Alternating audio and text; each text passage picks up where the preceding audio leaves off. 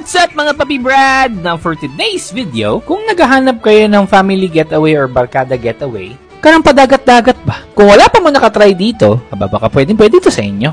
Dito sa Club Samal Resort, sa may Garden Bay Restaurant, kana ba? Dito yung palibre nila na boat. Every Friday, Saturday, and Sunday, libre ang boat papunta sa kanila. So ayan yung schedule, post nyo na lang ba? Tapos pagdating nyo dun, susugaton kayo ng welcome drinks, Baka kasi nauho kayo pagsakay sa bangka ba? So wala na intro-intro, i-room tour ko kayo. Oy, Dave, nalock Dave. In fairness, auto-lock ang pinto nila. So pagpasok nyo, ito yung tutulugan nyo kung mag-overnight mo. May CR, may shower, beddings, and for the whole month of October, ito yung pricing ng kwarto nila. So yun sa amin, poolside. Meaning, pag open mo ng pinto na to sa gilid, pwede ka na mo dive sa pool ba? Ka-easy access na ba? Tapos meron silang dining tables, at meron din silang dagat. Ha? Alangan?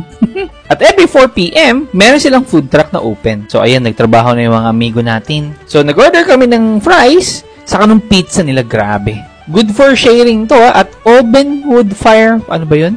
Wood fire oven pizza to siya. At ganito ang POV pag ang mga friends mo vlogger. Tagal makakain, no? Kailangan kasi muna nila matapos mag-video bago magkain. So ayun, nag-volunteer na lang din ako. Ito yung pizza nila. Club Samal Special ang tawag dyan. 750, good for sharing na. Unya, meron din silang water activities. Ito yung pricing, Kayak-kayak ba? No need na magpunta ng Boracay kasi may ganito na din dito, Ayun lang. Wala ba nagaliho ko Mas better pag dalawa kayo para merong isa nagamaneho, isa naga-selfie. So, lakausa ko kay pangitaon sana ako ang One Piece ba? Nya, pagkagabi, meron silang live band. Dinner by the beach ba? Ito yung dinner namin. In fairness, no? Kung barkada kayo good for 4, sulit na sulit at mga food ninyo. Ayun lang, di ko nalista yung price nito. Pero sa lahat ng pagkain dito, ito ang talagang pinaka-intriga, Pour it yourself sinigang. Crispy pa, jud. At kung meron naman kayong kids, meron din sila hotdog na may ligid. Ka-creative na ba?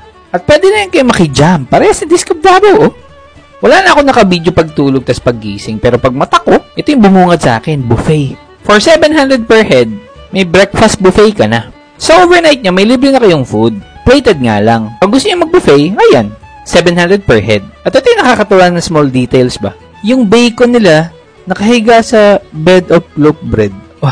Para mahigop ka ng oil ba? Galing, no? At meron din silang batchoy dito. Make your own batchoy ba? Unya, ang isa pang gaganahan ko din, Napaka-thoughtful nila kasi may plastic dito para sa mga basang damit nyo. O, diba? Those little things ba? Well, base lang to sa experience ko. Sulit ang overnight dito. So, kung malapit lang kayo, ano pa hinihintay nyo?